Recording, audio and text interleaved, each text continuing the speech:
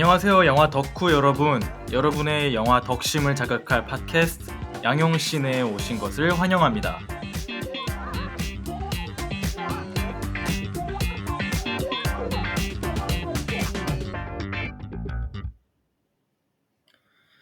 안녕하세요. 자, 반갑습니다. 반갑습니다. 안녕하세요. 저번 녹음 이후로 2주가 지났는데 다들 어떻게 지내셨는지 신혜님 먼저 한번 말씀해 보시죠. 우선은 그러면 저희 자기소개로 같이 해도 됩니까? 자기소개 먼저, 그쵸? 저는 양용신에서 신혜를 맡고 있는 영화는 이제 스펙타클이 전부다라고 생각하는 신혜입니다.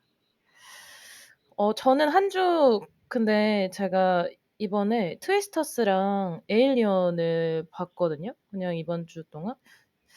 근데 제가 막 스펙타클이 영화의 되게 중요한 부분이다라고 생각했는데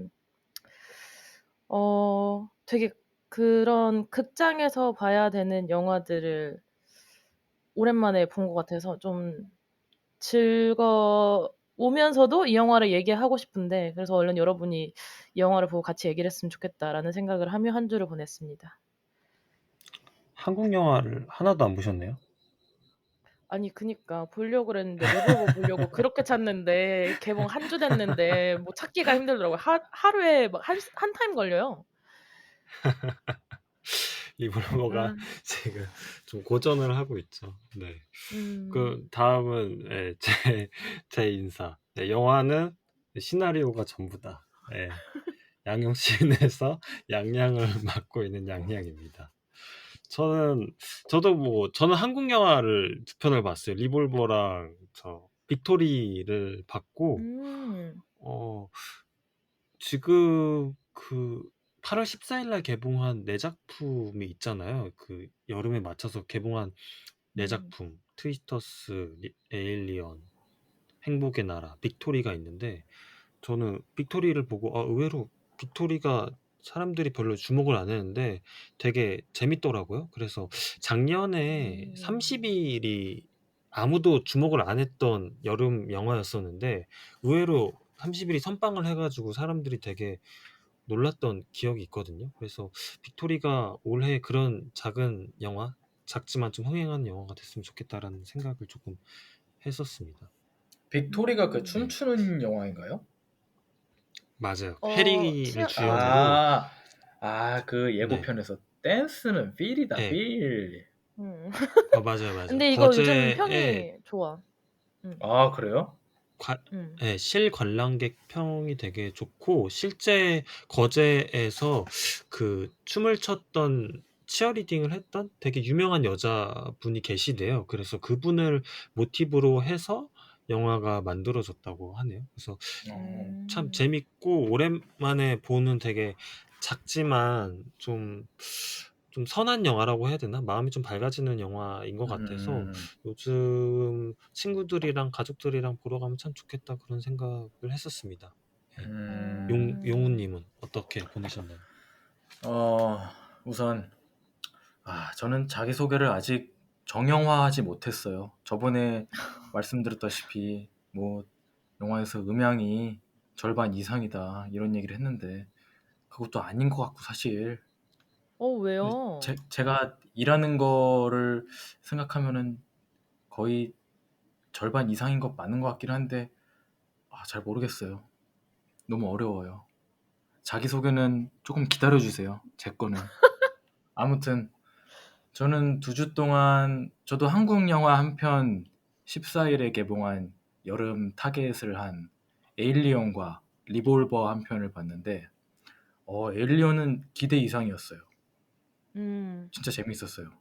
그리고 재밌었어. 올드 팬이라면은 더욱 즐길 만한 게 좀 풍성했고 소리도 독특한 점들이 많아서 다음에 이런 비슷한 부분이 있다면은 따라할 소리 같은 게 있을 정도로 좀 유니크한 게 있어서 도움이 많이 됐습니다. 저도 근데 제가 봤던 두 영화도 그렇고 사실 조금 간략하게 얘기를 하고 싶었거든요. 보신 분들이 있었다면. 저는 우선 에일리언은 굉장히 저도 즐겁게 그리고 이전 뭔가 에일리언 시리즈 팬이라면 뭔가 상기시킬 수 있는 부분들도 많고 해서 되게 재밌게 봤는데 저는 제가 영화 극장에서의 스펙타클이 영화에 주는 게 제일 크다. 극장을 가야 되는 이유다라고 생각했는데 트위스터스를 보고 이게 약간 뭐랄까 그 인물이 되게 단순하거든요. 근데 이제 정의삭 감독의 전작에서는 미나리에서는 인물에 대한 매력도가 엄청 높았기 때문에 진지하게 되게 엄청 좋다 하면서 봤는데 그 반대니까 스펙타클이 좋은데도 내가 이 영화가 되게 아쉽다라는 생각이 드는 거예요. 그래서 내가 지금 저도 자기소개 때 스펙타클이 다다라고 얘기했지만 정말 그게 다라고 정의할 수 있는가 라는 좀 고민이 들었습니다. 트위스터스를 또 저도 많이 기대하고 있는 게 제가 학교 다닐 때 이제 사운드를 주제로 한 영화 중 하나였어요. 발표할 때. 원작 트위스터. 트위스터 1편? 네. 그래서 트위스터 기대하고 있다는 말씀을 드리고요. 겟아웃도 사실은 여름 타겟 작품이잖아요. 요게 5월에 그쵸. 나온 작품이긴 한데 초여름이긴 한데 방금 우리가 거론했던 에일리언이나 그런 트위스터스 블록버스터 영화들과 호러 영화 비슷하게 겟아웃이 5월에 나왔는데 저는 이거를 개봉할 때 영화관 가서 봤거든요. 저도요. 거의 그때 우리 같이 재학 저는 중이었잖아요. 맞아요. 저희가 다 같은 학교를 다녔기 때문에 양현님은 그때 계셨나? 아니요. 저는 그때 극장에서 못 봤고 전 한참 후에 스트리밍으로 본 기억이 있어요. 저는 개인적으로 겟아웃이 제가 극장에서 처음으로 팝콘을 던진 영화였어요. 진짜로 팝콘을 던졌어. 놀라서? 점프스케어 때문에 놀라가지고. 겟아웃이 보니까 한국에서 200만을 넘겼더라고요. 오, 꽤나 선방을 꽤나 했네요. 한국에서도 잘 됐다. 그래서 조던필이 한국에게 잘해주는 이유가 있다. 그쵸. 한국식 이름도 만들고 조동필 네. 씨. 제작비가 450만 달러인데 수익이 얼마 났는지 아세요? 이런 거 돈에 관련된 거를 되게 조사를 열심히 해오시네요. 저 그 조사해왔습니다. 얼마 났는데요? 저는 하나 기준으로 이게 하나 기준으로 제작비가 한 50억에서 60억 사이더라고요.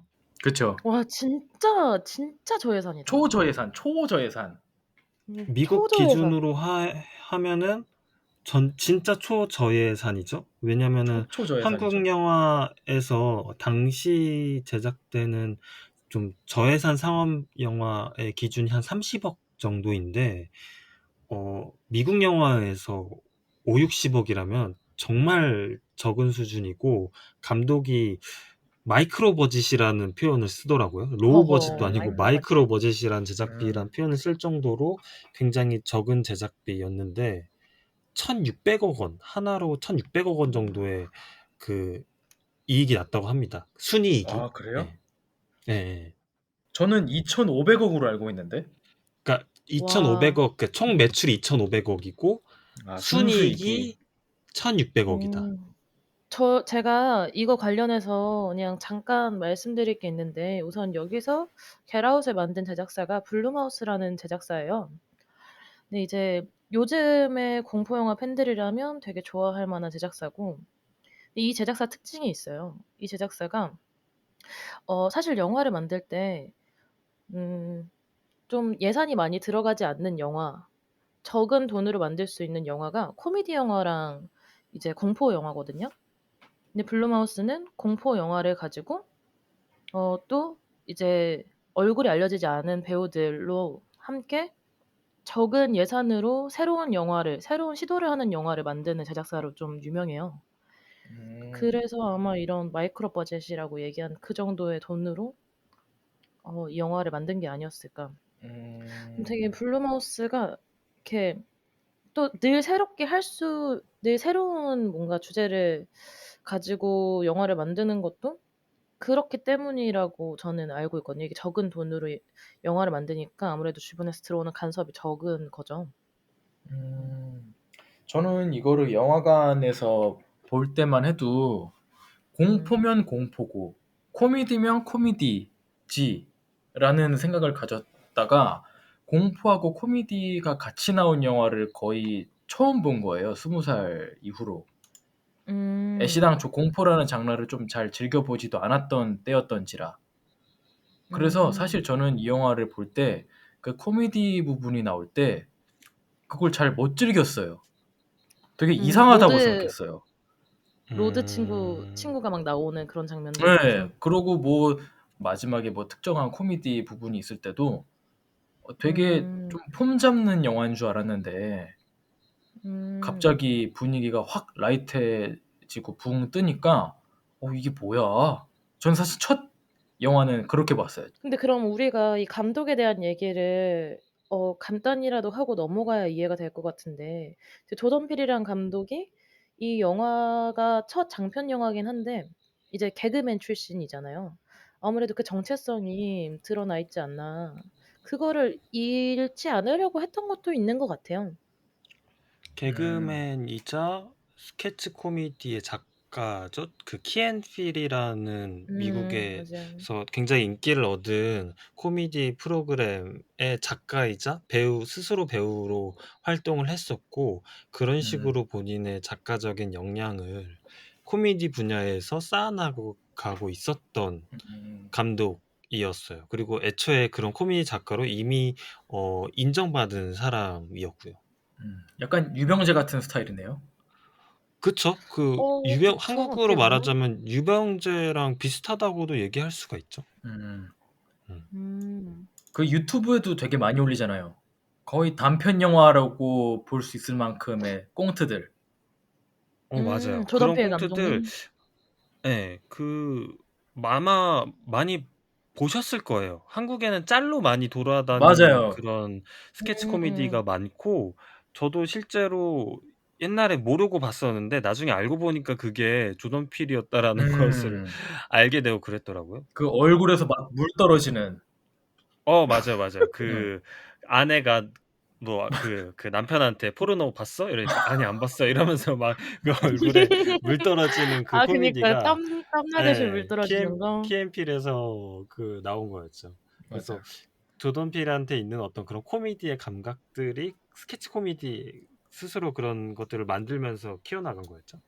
이게 참 조던 필 감독님 사실 이 영화를 보기 전까지 미국의 코미디를 이렇게 막 엄청 찾아보지 않으니까 사실 잘 몰랐던 분이었는데, 영화 되게 본인의 색깔 잃지 않고 되게 유머스러우면서 말씀하셨던 것처럼 좀 딱 자기 분위기도 있고 잘 잡아간 것 같아요, 첫 번째 영화를. 이제 두 번째 영화 부터는 그런 느낌이 많이 사라지잖아요. 되게 어떻게 보면 이분도 이전에 감독님이었던 누구였죠? 유정 감독님? 아리 에스터 네. 감독님 마냥 자기 세계를 되게 구축해서 딱 단단하게 만들어 가고 있고. 두 번째 영화가 어스였나요? 어스입니다. 네. 세 번째가 노 노비인가? 네. 높. 세 번째가 바로 노비구나. 저는 사실 어스 때 한번 탈주했어요. 저는 어스가 제 최애인데 네. 아쉽네요. 어스에서 탈주하고 노베에서 진짜 명예의 전당으로 올라갔습니다. 명예의 전당까지. 예, 진짜. 저는 근데 그 노비랑 어스도 그냥 저는 재밌게 봤는데, 롭도 그 재밌게 보긴 했거든요. 근데 저는 겟아웃이 가장 좋아요. 그쵸. 데뷔작의 그 깔끔함이 뭐랄까 좀 기교를 부리겠다는 어떤 욕망도 없고, 그저 재미를 주겠다라는 어떤 욕망이랄까요? 맞아요. 그래서 깔끔해서 그래서 저는 새 작품 중에 언제나 겟아웃이 가장 좋다는 생각이 들고. 근데 겟아웃이 좀 약간 엉성한 느낌도 있잖아요. 이 첫 영화의 그 느낌이 확실히 있어요. 인제 말씀하셨던 것처럼 기교도 부리지 않고. 저는 개인적으로는 어스를 제일 좋아하긴 하는데 그 어떤 느낌을 좋아한다고 말씀하시는지 너무 알 것 같아요. 이 좀 되게 막 너무 완벽하지 않은 느낌도 있고 사실 좀 더 대중 친화적인 느낌도 있고. 네, 그래서 조던 필이 이 작품을 2008년부터 생각하기 시작해서 2012년까지 아웃라인을 썼대요. 그러고 5년 동안 이 이야기의 개요 아웃라인을 생각하고 그 다음에 집필을 시작했다고 하더라고요. 근데 집필할 때 정확히 어느 몇 년 동안 썼다는 얘기는 안 해가지고 이 아웃라인을 쓴 기간 동안 대략적인 어떤 디테일과 묘사들 이런 것들을 다 생각을 해둔 것 같아요. 와, 5년이면은 진짜 길다. 그니까요. 근데 이제 이 작품만 한 건 아니고 다른 작품도 같이 이제 하면서 5년 동안 준비를 했다고 하고 조던 필 말로는 처음에는 이게 영화를 찍으려고 쓴 건 아니었대요. 그냥 어떤 음, 작가적인 능력을 향상시키기 위해서 쓰기 시작했다고 했고 그리고 자기는 이게 영화가 될 거라고 기대하지 않았다라고 얘기를 한 게 이게 얘기만 들으면 흑인이 이 백인들을 모조리 다 죽이는 내용이잖아요. 그래서 이 당시에 그 어떤 제작자가 이 영화를 만들어 줄 거라는 생각을 하지 않았고 그리고 보통 이런 영화는 백인 감독이 맞기 때문에 자기가 영화 감독을 할 수 있을 거라고도 생각하지 않았대요. 그래서 그런 과정 중에 집필을 했는데 이제 그런 과정 속에서 블룸하우스의 이제 제작자를 만났고 그쪽 제작자가 오케이 해봅시다라고 얘기를 해서 영화가 만들어졌다고 하더라고요. 그래서 시상식에 뭐 수상소감 보니까 자기는 이거 쓸 때 20번도 포기했고 이게 영화로 만들어질 거라는 생각도 하지 못했었다라고 막 얘기를 했더라고요. 그래서 생각보다 이 영화가 굉장히 깔끔해 보이고 쉬운 듯해 보이지만 그것을 쓰는 과정은 굉장히 고난이었겠다. 모든 감독의 데뷔작이 그러하듯이 라는 생각이 좀 들었습니다. 그리고 이 영화가 또 국내에는 개봉 예정이 없었대요.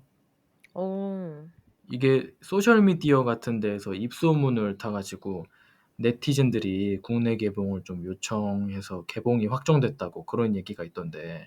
맞아요. 되게 순기능이네요. 이게 미국에서 먼저 이제 그 해에 한 1, 2월쯤에 개봉을 한 걸로 알고 있어요. 그래서 그때 개봉을 하고 아마 입소문을 타서 한국에도 개봉시켜 달라 해서 어렵사리 개봉이 됐는데 그게 이제 200만이 넘었으니 한국에서도 대박을 터뜨린 거죠.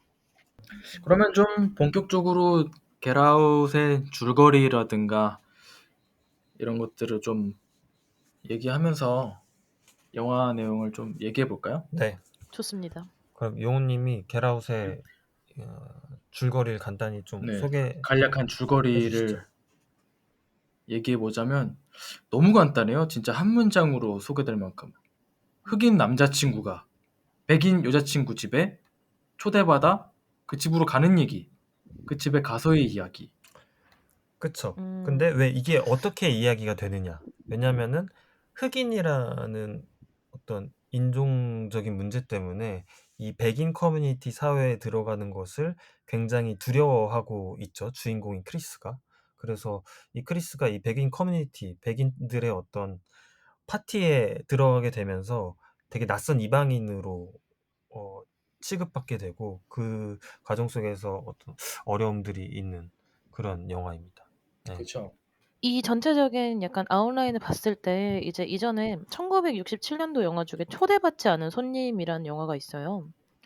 이제 이게 이 영화의 처음 시작처럼 그 흑인 남자친구가 백인 이제 가족에 가서 그 인종적인 문제로 이제 자기가 결혼할 사람이다.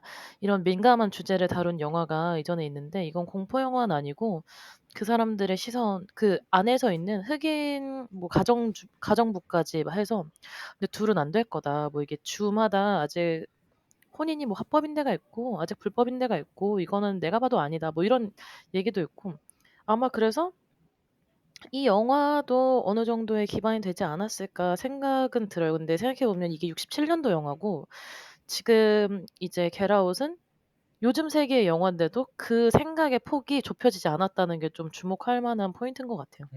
그 부분에 좀 더해서 얘기를 하자면 그 조던 필이 인터뷰에서 레퍼런스로 얘기한 영화가 두 편 있어요. 스태포드 와이프라는 작품이랑 스크림이라는 작품이거든요. 음. 스크림은 많이 유명해가지고 이미 아시는 분들이 좀 있겠지만 스태포드 와이프는 저도 찾아보면서 처음 들어봤어요. 스태포드 와이프가 1975년에 만들어진 작품이고 리메이크가 돼서 2004년에 한 번 더 할리우드에서 만들어진 작품이에요. 근데 영화 내용이 뭐냐면 그 스태포드라는 작은 마을로 이사 온 사진작가이자 주부인 어떤 조애나라는 여자가 이 마을의 여성들이 모두 지나치게 어떤 가부장적인 질서에 순종하면서 어 되게 이상한 모습들을 보여서 그 상황 자체를 되게 의심하기 시작해요. 근데 조사 끝에 조애나가 이 남편들이 아내들을 이렇게 완벽한 어떤 가정주부 로봇으로 교체한다는 어떤 비밀을 알게 되거든요. 그래서 이 여자인 음. 조애나도 그 비밀을 밝히고 이제 문제를 해결하려고 하는데 끝내 자기 자신도 로봇으로 대체되는 이야기예요. 그래서 음. 가부장적인 어떤 질서 안에 희생되는 여성들에 대한 이야기인데 이 이야기의 구조 자체가 겟 아웃과 굉장히 유사하거든요. 그래서 이 음. 겟 아웃이 지닌 어떤 톤의 매너들을 이 스태포드 와이프에서 착안을 한 게 좀 보이는 게 이 세뇌당한 이 로봇으로 대체된 여성들의 모습이 흡사 겟아웃에서 세뇌당한 흑인들의 모습과 굉장히 유사해요. 그래서 그런 부분에서 스태포드 와이프에 대한 어떤 톤 앤 매너를 가져오지 않았나 싶고 스크림에서는 이제 여고등학생 이제 시드니라는 여자가 이제 알 수 없는 가면을 쓴 살인마의 어떤 표적이 돼 가지고 이제 계속해서 쫓기는 이야기인데 그 슬래셔 무비죠. 계속해서 이제 희생자들이 생기고 고등학교 이제 남자애들 여자애들이 계속해서 죽어나고 이런 희생자들이 생기는데 그런 어떤 이 사람들을 처단하는 방식, 살인하는 방식 이런 부분들에 대한 어떤 톤 앤 매너는 또 스크림에서 가져오지 않았나? 그런 생각이 들더라고요. 음. 그 스태포드 화이트? 와이프. 와이프. 그거 그 레퍼런스를 설명해 주시니까 겟아웃 안에서 그 조지나가 한 방에 딱 떠오르네요. 그쵸. 스태포드 와이프나 겟아웃은 결국에는 어떤 이 사회적인 상황에서 사회적 약자라든지 혹은 이방인이라든지 그들이 겪는 어떤 공포나 순종해야 되는 어떤 두려움 이런 것들에 대해서 다루고 있거든요. 그래서 아마 이 이야기를 구상할 때 두 이야기의 구조나 톤 앤 매너들을 참고하지 않았나라는 생각이 들고 또 스태포드 와이프가 제가 두 번 만들어졌다고 했잖아요. 그래서 첫 번째 네. 영화는 굉장히 좀 심각하고 좀 불안한 분위기로 만들어졌고 두 번째 할리우드에서 리메이크된 건 니콜 키드먼이 주연을 했거든요. 근데 영화가 되게 코믹스러워요. 음. 기괴하면서도 굉장히 코믹스러운 톤 앤 매너를 가지고 있어요. 근데 이 두 영화의 결말이 다르고 또 겟 음. 아웃에서의 결말이 또 다르거든요. 근데 결은 같이 하고 있는데 그 당시 영화가 만들어지던 시대 상황과 연결돼서 결말들이 보여지거든요. 그래서 그런 결말 부분에 대해서도 재미있는 얘기를 할 수 있을 것 같은데 이 부분은 이제 나중에 저희가 결말 얘기할 때 또 하도록 하겠습니다. 그러면 좀 본격적으로 오프닝부터 네. 얘기를 해볼까 합니다. 오프닝 씬부터. 그 양양님부터 그러면 한번 얘기해 주실래요? 오프닝 씬에 대해서 한번 얘기를 해보자면 오프닝 씬은 한 흑인이 좀 부유한 백인들이 사는 동네를 혼자 걷고 있어요. 근데 그러다가 하얀 포르쉐를 탄 어떤 투구를 쓴 남성에게 납치가 되거든요. 그래서 후에 나오긴 하지만 이 남성은 이제 주인공인 크리스의 남동생, 주인공인 크리스 여자친구의 남동생인 걸로 밝혀지거든요.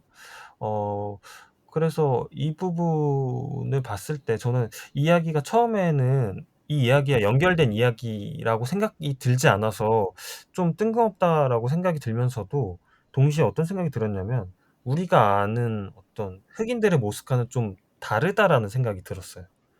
근데 제가 생각하는 어떤 흑인의 이미지라면 저는 되게 뭔가 힙하고 매력적이고 뭔가 강인하고 이런 모습들이 저는 떠오르거든요. 미국 사회에 사는 사람들은 어떻게 생각할지 모르겠지만 그냥 한국에 사는 어떤 저로서는 뭔가 제가 어떤 흑인 문화들을 동경해서 좋아해서 그런 건지 몰라도 그들의 모습은 되게 매력적이고 언제나 자기 자신을 표현하는 데 있어서 당당하고 그렇게 생각이 들었는데 이 장면에서 나오는 흑인은 되게 지금 그 공간에서 굉장히 이방인인 듯한 느낌이 들더라고요.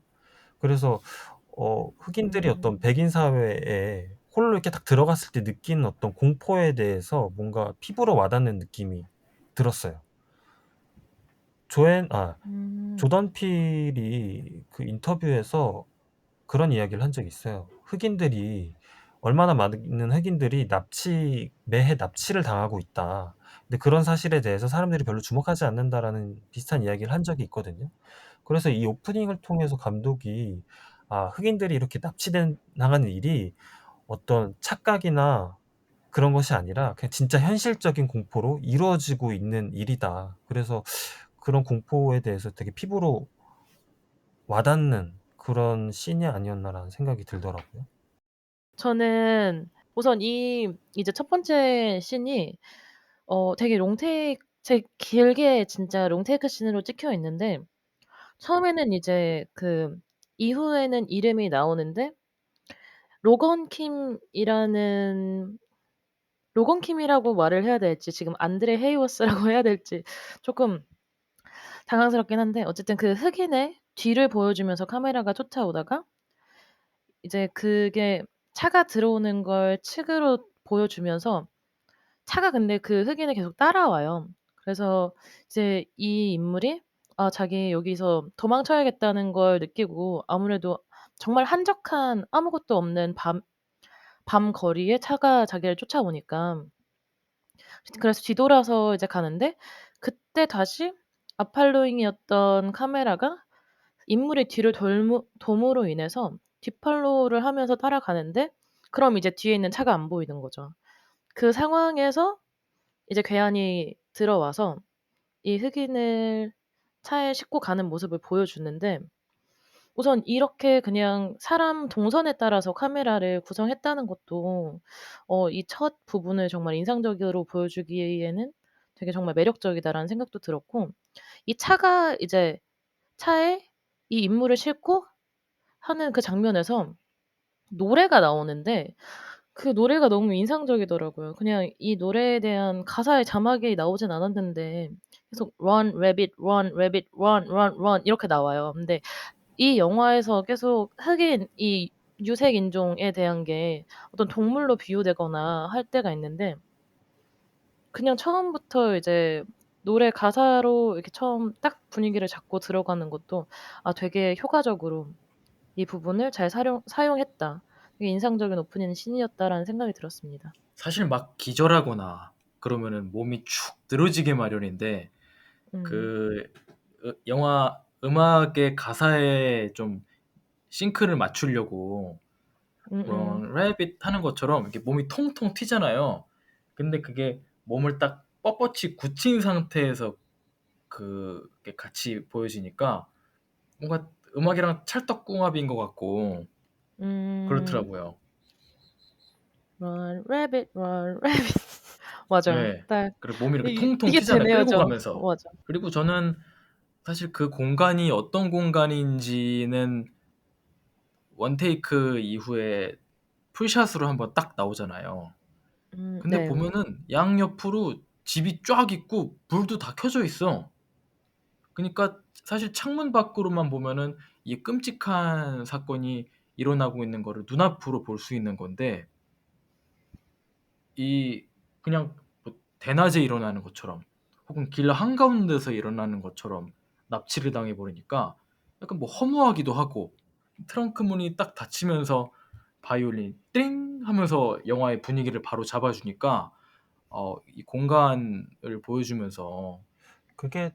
확실히 잡아가는 그게 거예요. 어떻게 보면 되게 전형적이지 않은 장면인 것 같기도 해요. 왜냐면은 그러니까 이게 무슨 누군가 납치당하는 씬을 우리가 쓴다 하면은 굉장히 어둑어둑한 골목에서 위험한 일이 발생할 음. 것만 같은 공간에서 납치를 하잖아요.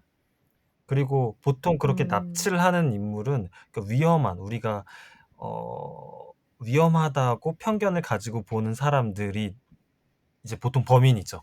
이렇게 우락부락한 남성이거나 이 영화의 편견으로 따지자면 그건 흑인이 되겠죠. 근데 이 영화의 오프닝에서는 범죄자일 것 같은 사람이 오히려 피해자로 납치가 당하고 범죄가 안 일어날 것 같은 굉장히 안전해 보이는 곳에서 납치가 일어나고 있는데 아무도 신경 쓰지 않죠. 그게 사실 이 그 영화가 다루려고 하는 진짜 공포인 거죠. 네. 그리고 뭔가 봤을 때 제가 짧게지만 캐나다에 잠깐 있다 왔잖아요. 이제 북미권에서 보면은 집들이 사실 그렇게 있어도 이게 그냥 갓길에 주차하는 차들이 엄청 많거든요. 근데 거기가 이제 차가 아무것도 없이 이제 걸어가는 사람 한 명만 있었잖아요. 왠지 '여긴 진짜 부유한 동네일 것 같다.' 그러니까 집에 뭐 부부 있으면 보통 각자 차를 타고 이제 어린 친구 자녀들이 운전면허를 딸 수 있게 돼서 차가 또 생기면 그 차들이 많아지니까 갓길에 주차를 다 하는 건데 그런 차가 하나도 없이 이제 길에 그런 차가 하나도 없다 하는 거는 좀 그만큼의 차고가 넉넉히 큰 집들이 있는 거리, 어쩌면 좀 이제 '부유한 동네를 보여주는 걸 수도 있겠다.'라는 생각이 혼자 들더라고요. 음. 맞습니다. 그리고 그랬습니다. 저 범인 투구 같은 걸 쓰고 있는데 사실 이제 음. 스크림에서 톤 앤 매너를 얻었다고 해서 이 부분은 스크림도 이제 가면을 쓴 범죄자가 요상한 가면을 쓴 범죄자가 이제 살인을 저지르잖아요. 그래서 이 부분은 그런 부분에서 착안을 했나라는 생각이 좀 들더라고요. 네. 그럴 수도 있겠다. 음. 음. 그러고 이제 크레딧 씬들이 시작되면서 맞아요. 영화가 트래킹? 진행이 되는데 네 그게 이제 뭔가 차를 타고 이동하는 느낌이 들잖아요. 맞아요. 공간이 확 점프되는 느낌을 확 줬죠. 네. 어떤 면이었죠? 이게 나중에 보면 알겠지만 이제 그 납치를 하고 그 아미티지 집으로 가는 길로 보이죠. 아미티지 집이 어떤 집이죠? 아미티지가 어떤 사람들인지 한번 설명해 주실 수 있나요? 저희가 아미티지가 이전에 녹음할 때 이렇게 인물 설명이 안 들어가니까 이게 이 굉장히 주변에서 얘기를 많이 하더라고요. "인물 좀 찝어 주면서 음. 갔으면 좋겠다."라고. 그쵸. 이제 음. 그 장면이 이제 주인공은 이제 흑인이자 건장한 청년이죠. 크리스라는 청년이 있고 그의 여자친구인 로즈 아미티지가 있어요. 백인 여자친구죠.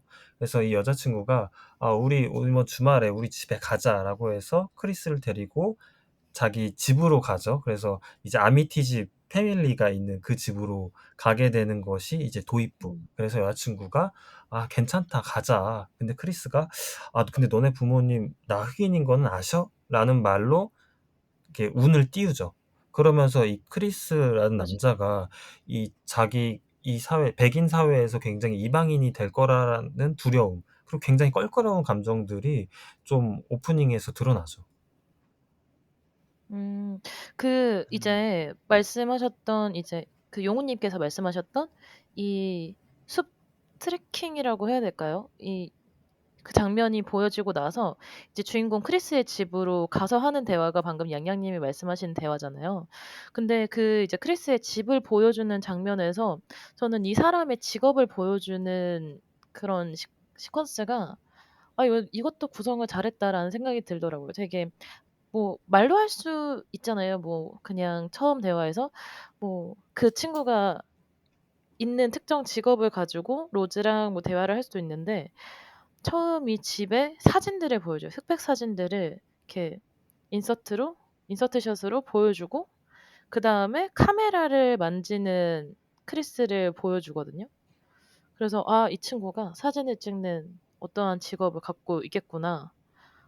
하는 생각을 딱 들 수 있게 하는 게 그냥 이렇게 이미지로 보여주고 사람들 머리에 각인시키는 방법 되게 효과적이다. 이런 생각을 했었어요. 트래킹 샷, 그러니까 오프닝 시퀀스 이후에 차안 풍경으로 보이는 이 샷들을 얘기를 하고 있었는데, 저는 음악이 보여주는 거를 좀 얘기를 하고 싶었어요. 처음에 그 숲길을 지나가는 걸로 보이는 샷에는 막 브라더 샤샤샤 막 그러잖아요. 그게 내용을 들어보면은 거기도 막 런 그러고 오프닝 시퀀스와 더불어서 계속 도망치라는 얘기를 하고 있는 것 같아요. 그래서 그게 그쵸. 그리고 스와르힐리어 막 그런 가사로 나오는데, 그게 보면은 막 너의 조상들의 얘기를 들어라, 너의 조상의 말에 귀 기울여라 막 이런 내용이라, 애초부터 음악의 톤이나 가사로 이제 계속 뭐를 얘기하고 싶어 하는지, 영화에서 어떤 색깔을 가져가고 싶어 하는지에 대해서 얘기를 하고 있는 것 같아요. 더불어서 이제 크리스가 등장할 때도 그 차일디시 감비노 노래가 나오더라고요. 굉장히 힙한 맞아요. 레드본. 사진 작가의 모습이 보이는 인서트 샷들을 보이면서 그 레드본의 음악이 에디팅돼서 흘러나와요. 첫 번째 1절부터 나오는 게 아니라 검색을 해보니까 그게 2절부터더라고요. 근데 그 크리스가 등장할 때 가사를 보면은 뭐 too late 초콜릿 케이크 막 이렇게 한단 말이에요. 굳이 네. 초콜릿 케이크를 이거는 갖다 맞춘 거야, 크리스한테. 왜냐면은 어쨌든 크리스가 색깔에 대한 얘기를 하니까. 그쵸, 목욕하고 나와서 피부가 굉장히 반질반질거려. 진짜 매력적으로. 그 위험했어. 습기가 차가 아니 굉장히 다시 보면은 진짜 막 반짝반짝거린단 말이야. 그쵸. 피부가 워낙 근데 좋으니까. 교차 편집으로 로즈는 뭐 하고 있냐? 먹을 빵을 진열대에서의 먹을 빵을 이렇게 보고 있어. 사실 처음 볼 때는 이걸 잘 모르지만 나중에 보면은 이 상관관계가 조금 이해가 되는. 그리고 크리스에 대한 직업을 보여줄 때도 좀 재밌었던 게, 이제 말씀해 주셨던 그 사진 인서트 샷들이 나오잖아요. 근데 이 친구 직업이 사진 작가일 것 같다라는 생각을 관객들한테 해 주는 게, 사진 인서트들이 나온 다음에 이제 크리스가 카메라를 만지면서 자기가 찍은 사진들을 보는 게 있어요. 그래서 이것도 되게 설명하지 않아도 관객들한테 효과적으로 이 사람이 어떤 일을 하는지 처음에 짧게 잘 보여줬다 생각이 그렇죠. 들더라고요. 어떻게 보면은 그냥 집에 있는 미술품으로 볼 수 있으니까. 맞아요. 근데 그 뒤에 딱 크리스가 한 행동을 붙임으로써 이거 이 사람 직업일 수 있겠다. 네. 그리고 그 크리스가 사진 작가라는 설정이 스테포드 와이프 원작에서도 보면은 주인공이 사진 작가예요. 그래서 그런 레퍼런스에서 좀 모티브를 가져오지 않았나라는 생각이 들고, 또 크리스가 왜 사진 작가이냐? 그것은 뒤에 나오기도 하지만 크리스가 뭐 깨트려보는 눈을 가졌다라고 표현을 하거든요. 그 깨트려보는 눈이란 거는 사진 작가의 입장에서 얘기를 해보자면 사물의 이면을 어떤 보는 능력이거든요.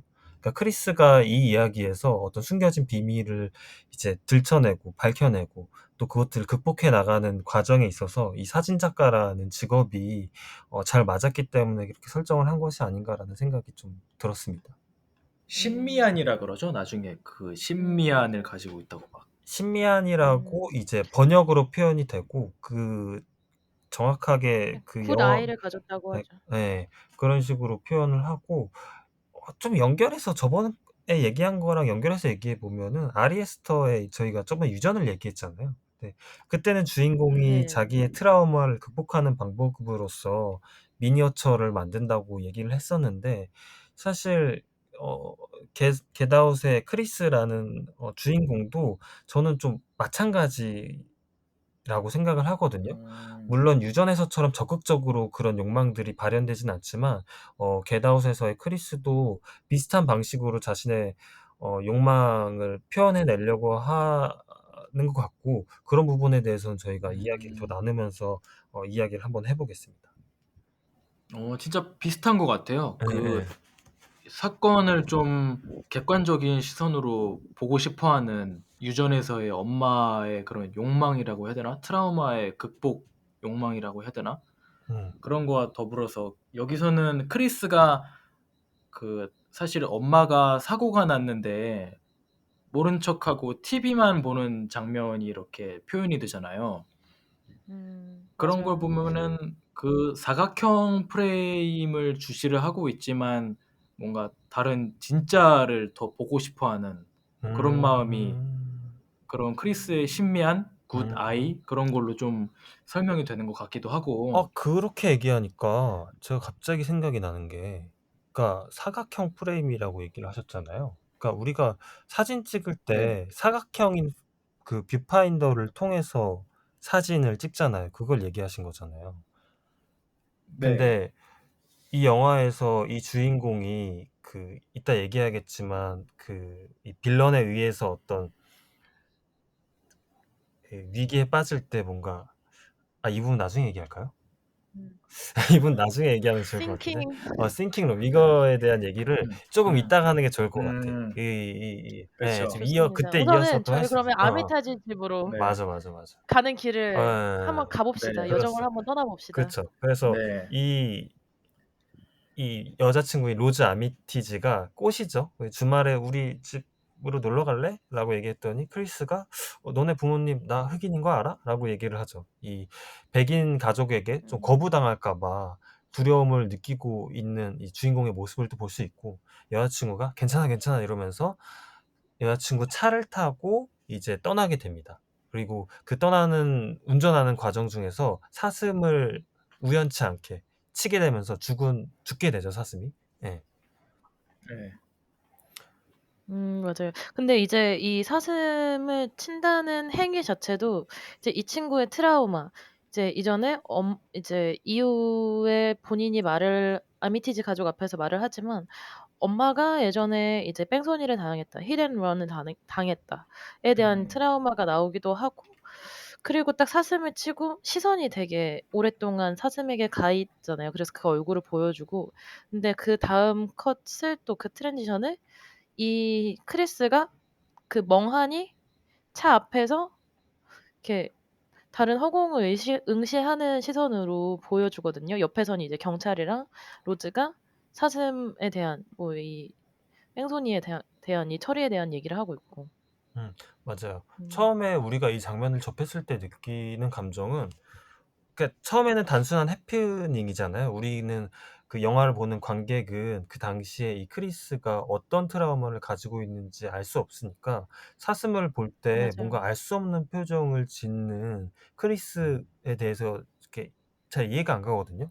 얘가 그냥 그렇죠. 갑자기 궁금해하죠. 그냥 동물을 쳐 가지고 충격을 받은 건지, 아니면은 뭐 사슴에게 연민을 느끼는 건지 알 수 없는데, 이후에 크리스가 자기 엄마가 뺑소니를 당했었다라는 기억을 얘기하게 되면서 이 사슴을 보면서 자기 시인의 죽은 어머니를 떠올렸다라는 것이 뒤늦게 저희가 이제 알게 되는 거죠. 음. 맞아요. 그리고 이제 저 하나만 네. 더 여기 이 장면에서 하나만 얘기하고 싶은데, 이게 제가 이 영화를 좀 색을 관통해서 하나를 얘기를 하고 싶은 게 있거든요. 이제 이후에 이걸 차근차근 쌓아가려고 하는데, 우선은 빨간색이랑 파란색에 대한 얘긴데, 이때는 둘 다 파란색, 로즈랑 크리스가 파란색 옷을 입고 있어요. 근데 차가 빨간색이거든요. 그래서 앞으로 빨간색과 파란색의 색이 나올 때마다 한 번씩 얘기를 할게요. 근데 이게 어떤 뜻인지는 그냥 끝에 이제 어떤 장면들이 있었는지에 대해 후에 얘기를 하고 싶은데, 우선 이거 한번 말씀드리고 가고 오늘 싶었어요. 뭐 끝에 얘기할 게 음. 많네요. 2부를 무조건 들으셔야겠다. 그래서 사슴을 사슴에 대해서 이 크리스가 뭔가 모종의 충격을 받고, 그 뒤에 이제 나오는 장면이 좀 인상적인데, 이 크리스가 그래서 이제 어찌저찌 해가지고 이 아미티지 가족을 만나게 되죠. 그래가지고 이제 백인 부부, 이제 그러니까 여자친구의 어머니 아버지가 이렇게 따뜻하게 환대하는데, 사슴을 친 거에 대해서 이제 막 얘기를 해요. 그러니까 그 여자친구의 아버지가 나는 사슴이 진짜 싫다. 사슴들 다 맞아요. 죽여야 된다. 이런 식으로 막 얘기를 하죠. 맞아. 근데 그런 것들을 얘기할 때 처음에는 우리가 그것들이 단순한 해프닝처럼 보이고 '아 이 남자 그냥 사슴을 싫어하는 거구나.'라고 얘기를 하지만 결국 그 사슴이 어 사슴으로 데뷔되는 게 어떤 그의 엄마이기도 하고 크리스 자신이기도 하고 뭔가 사냥감처럼 표현되는 이 흑인들이기도 하거든요. 결국엔 이들이 뭔가 사냥감이다. 그리고 이것들을 이제 이 백인 가족들이 뭔가 사냥하고 뭔가 그들을 표적 삼아서 세뇌시키려고 한다라는 어떤 복선들이 깔려 있는 거죠. 그리고 실제로 그 박제당한 사슴으로 마지막에 처참히 그쵸. 공격을 당하기도 하고. 맞아요. 맞아요. 그리고 이게 그냥 처음에 해프닝처럼 보이기는 하는데 사실 불쾌한 감정을 일부러 계속 심어 주려고 했던 것도 같아요. 뭐 말하는 게 되게 세잖아요. 뭐 "이게 쥐처럼 생태계를 파괴한다, 얘네가. 얘네 너무 막 이제 너무 많기 때문에 얘네 다 죽여야 된다." 이게 좀 일부러 처음부터, 그리고 이 영화가 되게 의도적으로 이 사람들이 하는 얘기가 불쾌하게끔 좀 과하게 얘기하도록 만드는 게 있는 것 같아요. 그거는 빌런들의 입장에서 자기들이 착취해야 될 이 대상들을 이렇게 은유적으로 코멘트하기도 하는 거겠죠? 그래서 이제 아미티지 집에 크리스와 로즈가 도착을 한 후에 티타임을 가진다거나 뭐 저녁 식사를 먹으면서 또 사건들이 진행이 되는데, 이때 주인공들 말고 조지나라던가 혹은 월터. 밤에 월터가 뛰는 장면을 보게 된다든가 이런 쇼킹한 사건도 겪게 되잖아요. 맞아요. 이런 부분들은 맞아요. 좀 어떻게 보셨어요? 제가 여기서 팝콘을 던졌어요. 조지나가 이제 밤에 그 여기 유리창에 머리 이렇게 막 이렇게 정리한 장면 있잖아요. 네. 그때 이제 갑자기 그 월터, 그러니까 극장 안에 있을 때는 월터가 뛰어오는 것만으로도 이미 놀랐는데 갑자기 이제 조지나 탁 나오니까 와 진짜 이때 팝콘 던졌습니다, 제가.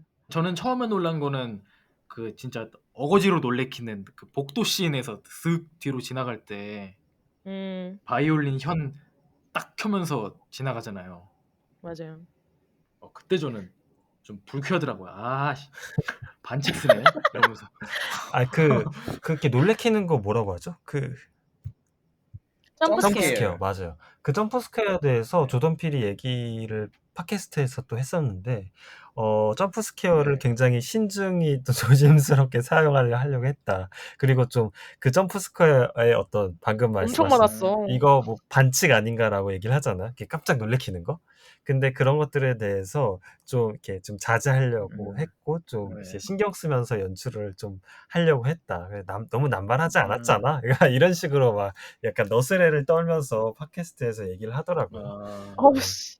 그래요? 네. 근데 이제 그런 어떤 흑인들의 전 모습. 유전이랑 비교하면은 유전이랑 비교하면 좀 양반 아닌가요? 유전이랑 비교하면 유전은 점프 스퀘어는 없잖아요. 거의 없죠. 그런가요? 내가 그냥 너무 놀랐나? 그 영화를 보면서? 나는 그 말문이 다들 막혔다. 맞아. 아무튼 이미지가 센 네, 거지 거기는 이제 놀래켜야지 이런 건 별로 없었는데. 맞아요. 그리고 사실 이렇게 저녁 식사를 먹으면서 로즈는 계속해서 크리스 편이라는 거를 관객한테 보여주려고 하더라고요.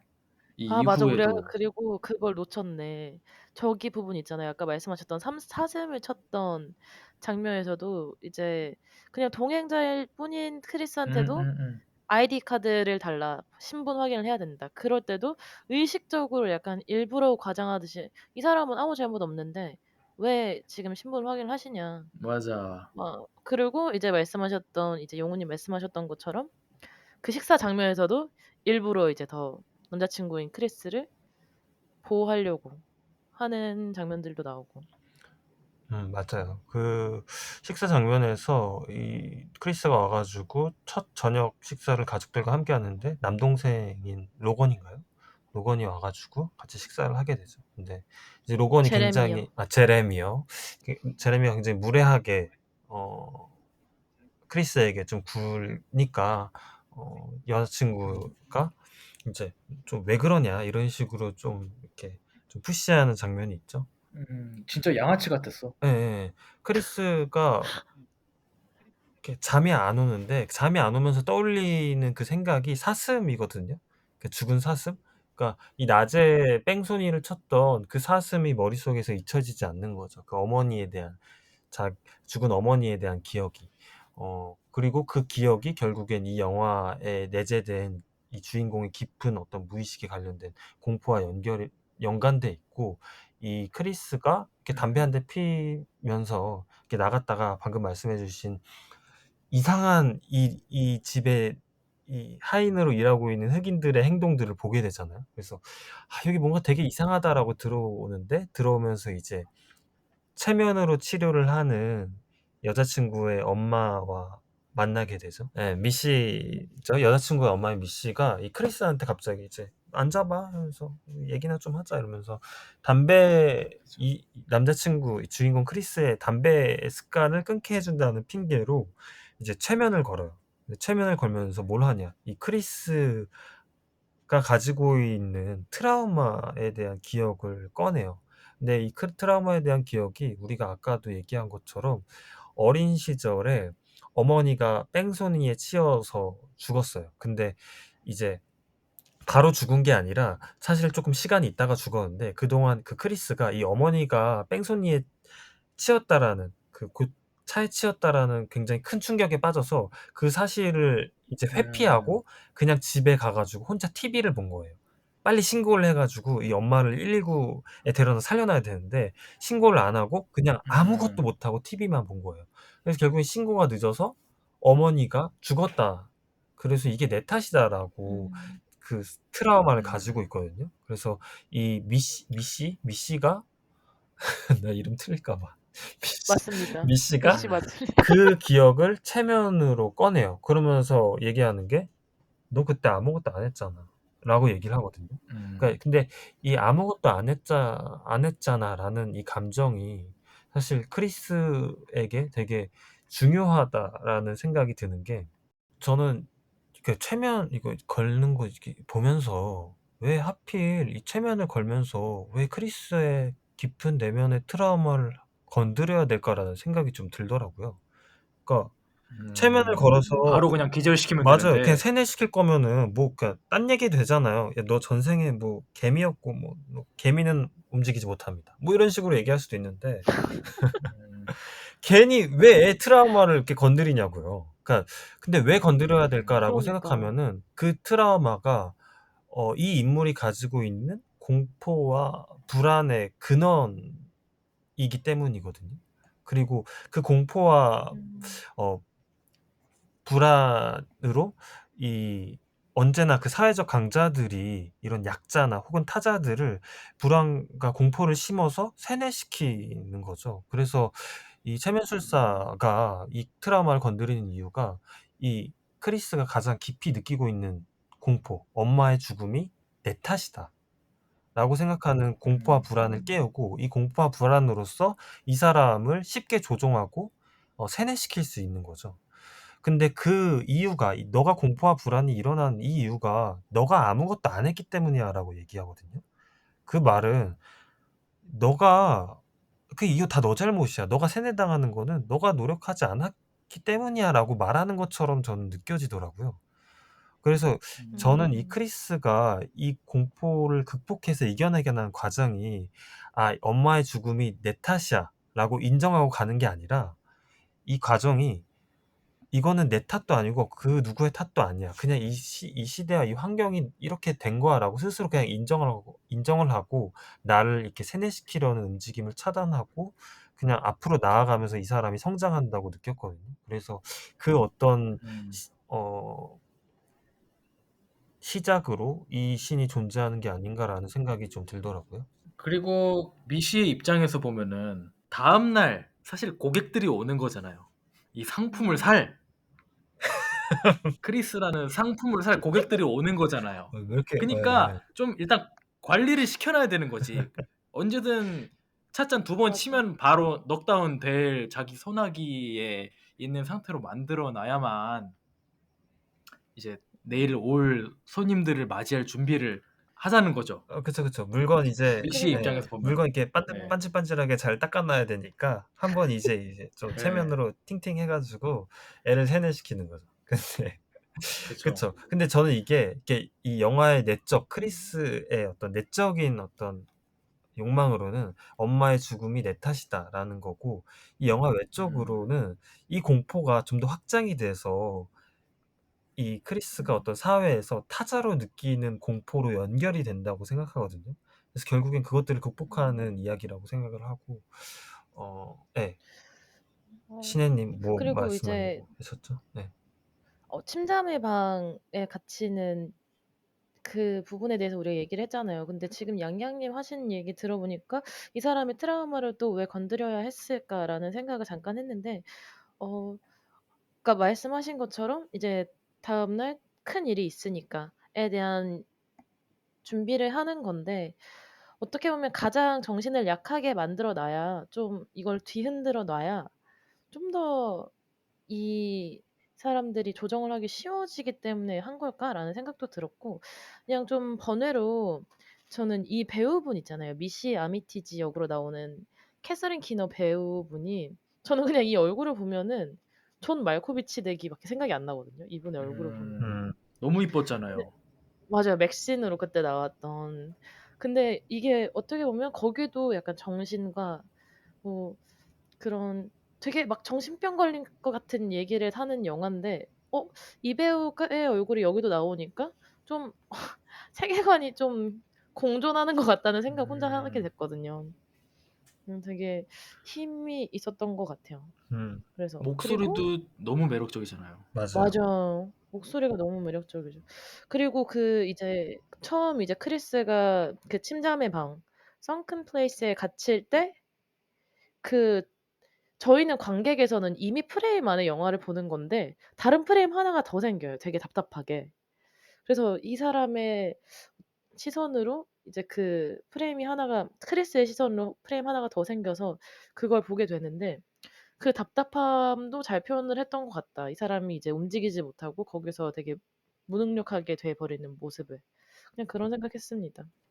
그래서 제가 노블 되게 좋아한다 그랬잖아요.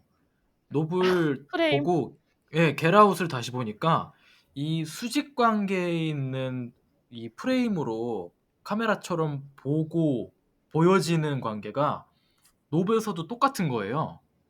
그 우주선 괴물이 이렇게 잡아먹는 듯한 방향이나 마지막에 이렇게 사진을 찍혀서 결국에는 그 풍선 때문에 죽는 외계인도 그렇고, 그래서 조던 필이 카메라로 인해서 보여지고